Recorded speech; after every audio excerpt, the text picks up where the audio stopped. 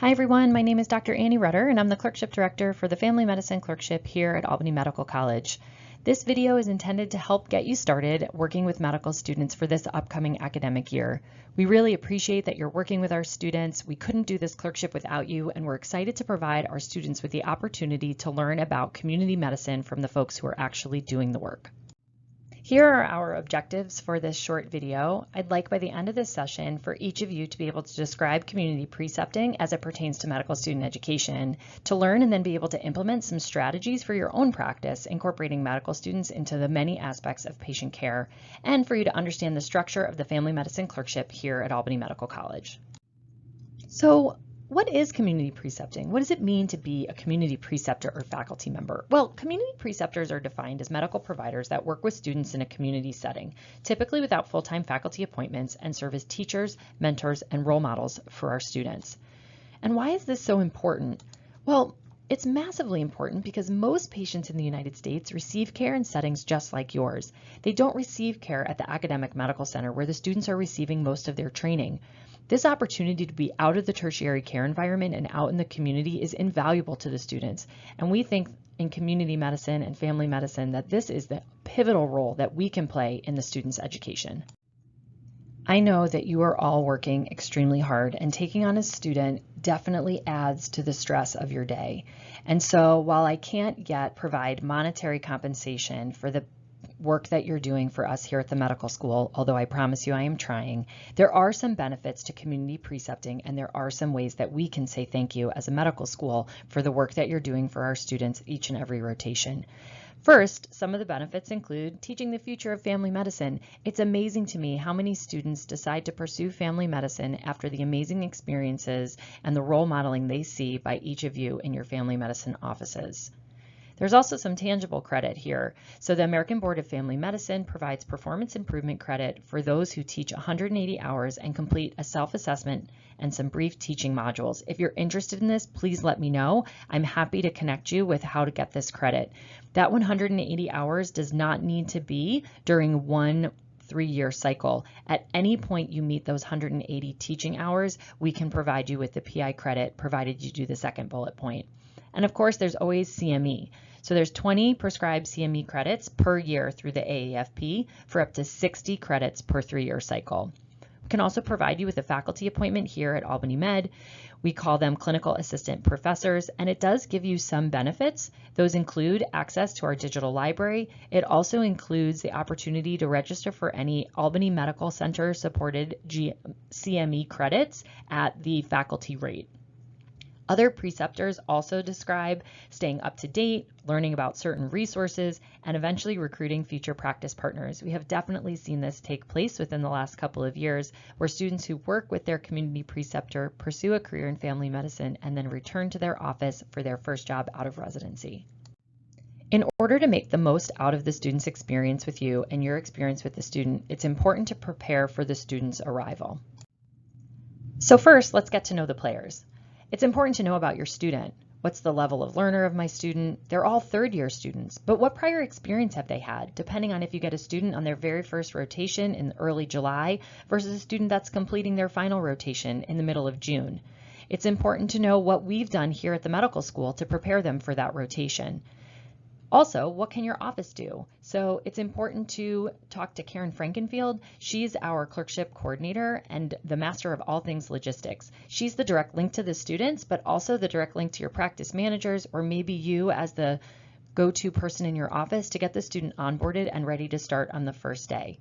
So what are the things that you can do as the preceptor, as the faculty member? Review the course objectives and the evaluation process, and familiarize yourself with the student's assignments. We're going to do some of those things as we go on through the video today. So let's start with what the student knows before they come to work with you in your office. The first thing to recognize is the academic calendar starts in July. So early July is the student's very first rotation. There are lots of skills they learn prior to starting their clerkships, but these are pretty much done in a simulated setting, and it's expected to be done with supervision during their time with you. Additionally, we are hoping to improve and increase the clinical exposure in the first couple of years of medical school. This hasn't happened routinely yet, so these are still skills that are often learned in a simulated and standardized patient setting. So the first is history and physical exam. The students start doing practice history and physical exam on standardized patients the very first week of medical school. So they should come with 2 years of practice of obtaining history, talking to patients, and performing physical exam. They should be able to obtain all vital signs. They get practice with a simulated model performing pelvic exam for both the male and female GU exams. They get some exposure to simple suturing. They do get training on injections and needle safety, and they also get exposure to motivational interviewing with practicing discussing certain topics such as obesity, addiction, and smoking cessation. Those are some of the general skills that the student will have prior to coming to work with you. Additionally, we would love for you to get to know your student a little bit better and for them to get to know you as well. Prior to the start of the clerkship, Karen will forward along a student profile, a brief paragraph about the student, their background, and their interests, so that you get to know them a little bit before the first day. Additionally, any information we have about your practice, including what you've completed in your practice profile, will be sent along to the student. Now thinking about working with students in a clinical setting. You get to know the players, and now it's time to integrate them into your office. So prior to seeing patients, it's important to orient your student to the practice. Let them know about patient flow, let them know the roles of the other healthcare team members, and it's important to set an agenda and expectation with the student. While it's important that the student gets a sense of patient flow, and that may require shadowing for the first couple of visits, it's really important for students to start to see patients independently. We want students to graduate from medical school being able to be residents. The only way that they can do that is practicing seeing patients independently during the clerkship years. It's important to recognize, though, that some students are going to favor shadowing and won't get out of their comfort zone. It's important for us to watch them and to transition them to this next step once they're able. It's also important for us to set the stage and let students know when and where questions are appropriate. Some people and preceptors really enjoy having the students ask questions in front of the patients. Others would prefer that they set aside a separate time of day to review questions about patient care or about clinical situations. Also, it's important to talk about how and when feedback will be given. I know you're giving feedback to the students all the time, giving them direction on how they perform physical exam or how they should ask questions to patients, but it's important for students to recognize that feedback is being given, and so finding a separate time to give a couple minutes of feedback each and every day can be really important and really help your student grow and move into the expectations that you have set for them. So a lot of people wonder, what role can a medical student play in my office? Often we think about the traditional apprenticeship model. We think about a student seeing a patient, coming out, presenting on the patient, and then the faculty member and the student going back in together. But there's lots of roles that students can play within the office. You need to think through what might make sense for you and your practice and your patients. So some examples include before the visit. They might be able to do some pre-visit planning with you. They can check the EMR for health maintenance screening, like when was their last colonoscopy or hemoglobin A1C, what immunizations are they due for, or other labs. They can even call patients in advance of the appointment. Perhaps you're seeing someone coming in from the hospital and you want to remind them to bring their medications with them to the visit. Additionally, students can even meet patients in the hospital prior to discharge. This is especially true when they're hospitalized at Albany Medical Center. The students can stop in and see your patient and talk to them and meet them before they come into the office with you. It's also reasonable for your students to call for updates. They can call specialists or hospice nurses, home care agencies, or inpatient teams, anything that you might think would be helpful in order to best take care of the patients when you see them in the office. And after thinking about what a student might be able to do before the patient encounter, what can they do during the visit? They can certainly help room the patient. They can help take the vital signs. They can document in the electronic medical record. They can perform a medication reconciliation. This can be done with the patient or with the pharmacist. They can call the patient's pharmacy to confirm medications. Can perform procedures. They may need a little bit of assistance with where to place the leads for the EKG, but they can certainly do that, administer immunizations, assist with phlebotomy. And then give common patient education talks. Often what I'll do is have a student watch me perform my usual kind of common patient education discussion around constipation or upper respiratory infection, and then they can use their motivational interviewing skills for other things such as obesity or smoking cessation.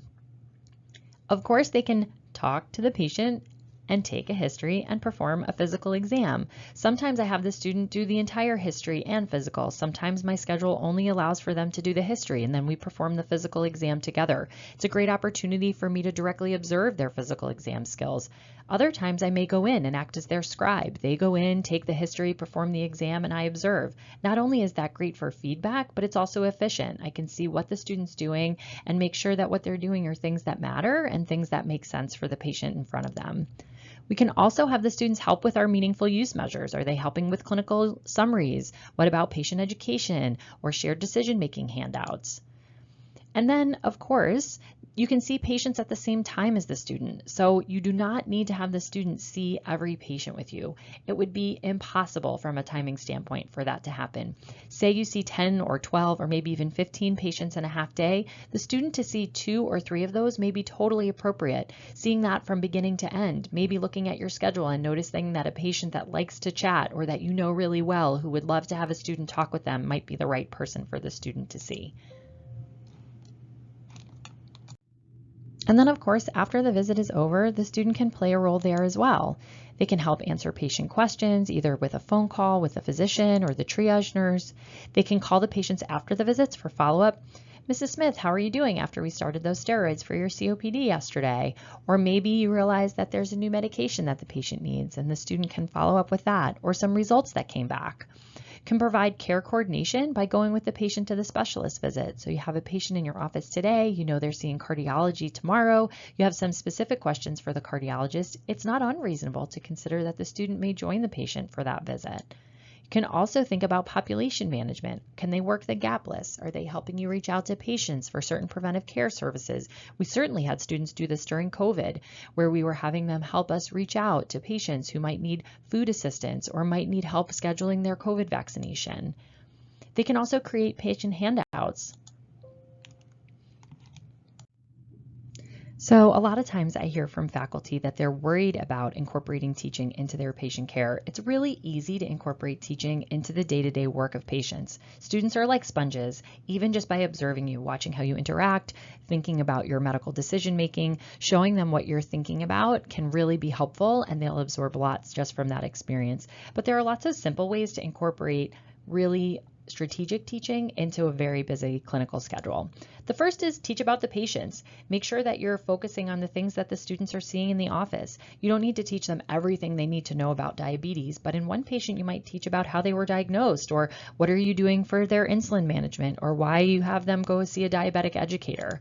You can also think about having the student read about specific topics. You saw a patient with COPD. Now you can ask the student, why don't you take a few minutes and read about COPD and how you're going to diagnose and manage COPD, and we'll talk about it after I see the next couple of patients. Your pearls of wisdom are what the students live for. They love hearing about your experience, what you've learned along the way, and the things that you're wanting to share with them that they can take forth into their future practice. You can always teach physical exam skills in the patient room. This can be done by just describing what you're doing or having the student go before you or come after you. We talked earlier about direct observation. This is a really great way to give a student directed feedback. It's also an excellent way for you to learn what the student knows and what they can do independently, so that when they go into patient rooms on their own, you can be confident in what they're doing and what they're saying and how they're working with patients. You can also use something called the 1-minute preceptor. This is a very brief step-by-step strategy to work with students to see how to teach in the busy clinic day. So the first is get a commitment. That commitment might be, what diagnosis do you think is happening? Did you hear something abnormal on physical exam? What antibiotics do you want to use to treat this pneumonia? And then probe for supporting evidence. Why do you want to use Augmentin? What is the reason behind that choice of antibiotic? And then teach a general rule. When I see patients with pneumonia, this is what I do. Reinforce what was done right. You did an excellent job with this physical exam, and correct mistakes. But next time, make sure you do things this way. It will help you gain a better understanding of what's happening with the patient. So lots of strategies, but this 1-minute preceptor is a very straightforward way for you to get to all aspects of teaching about 1 or 2 things in the middle of your already very busy day. A lot of the strategies we just discussed could be applied to any learner that may come through your office doors. But let's get specific now about the family medicine clerkship here at Albany Medical College. So now let me give you some background on the Family Medicine Clerkship here at Albany Medical College. It's one of 9 required clerkships during the student's 3rd year. It's currently only a total of 4 weeks, with 3.5 weeks spent in a community practice and 2 days back on campus for evaluation, meaning their exams. They have several required assignments that are intended to supplement the work that they're doing in the clinical setting. They include Aquifer Family Medicine cases. These are online virtual cases that covered the required topics and diagnoses for family medicine clerkship. If you're interested in looking at these cases and like to do some of them for CME credit, I can do that. I'm happy to help you with that, so please email me. The students are also required to track their patients. They need to keep track of the cases that they've seen. This not only lets us know back here at the medical school what the students are seeing out in clinical practice, but also helps guide the students' learning and studying. They can use this as a way to learn what they're not seeing and help them understand what they need to read about because of the differences in the clinical experiences that students have at different offices across the region. They also are required to do a community health assessment. This is a worksheet that the students complete, picking a topic of their choice related to the public health issues within their practice community. They may ask you about this assignment as they need to learn a little bit about their practice community in order to complete it, and hopefully you can guide them to some resources or some interesting things that you're observing in your patient population. And then, of course, the final assessments. There's a clinical evaluation that you would complete as the community preceptor. This lets us know how they perform clinically with regards to history taking, physical exam skills, communication with patients, and other skills. Additionally, the students have an observed structured clinical exam. This is a standardized patient exam where they meet several standardized patients, perform a history and physical exam, and ultimately there's a multiple choice exam at the end of the rotation.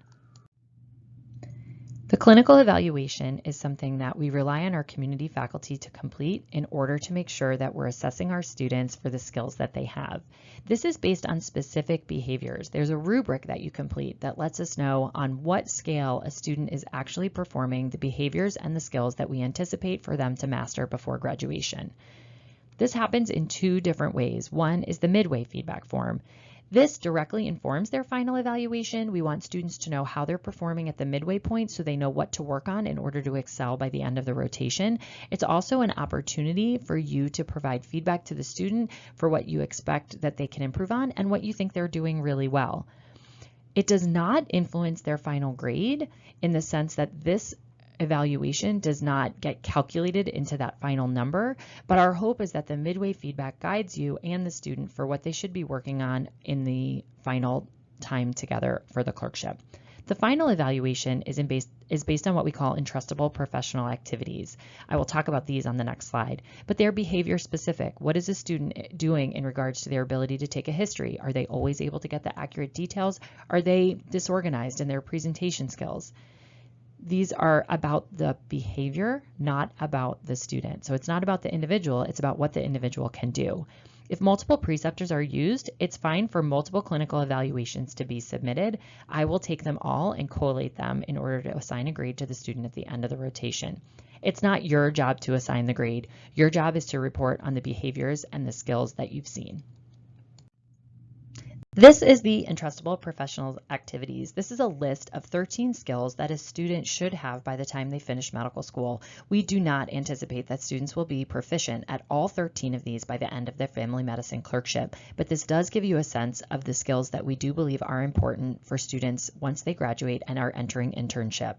So these range from gathering a history and performing a physical exam, to giving and receiving patient handovers, to transition of care, and then to collaborate as a member of an interprofessional team. So you can see these skills are varied, and we want students to be entrusted to perform these activities independently by the time they start as an intern. We recognize that not all of these, like I said, will be done during the family medicine clerkship, but it does give you, as the educator, a sense of what we're hoping the students will be able to do at the end of medical school.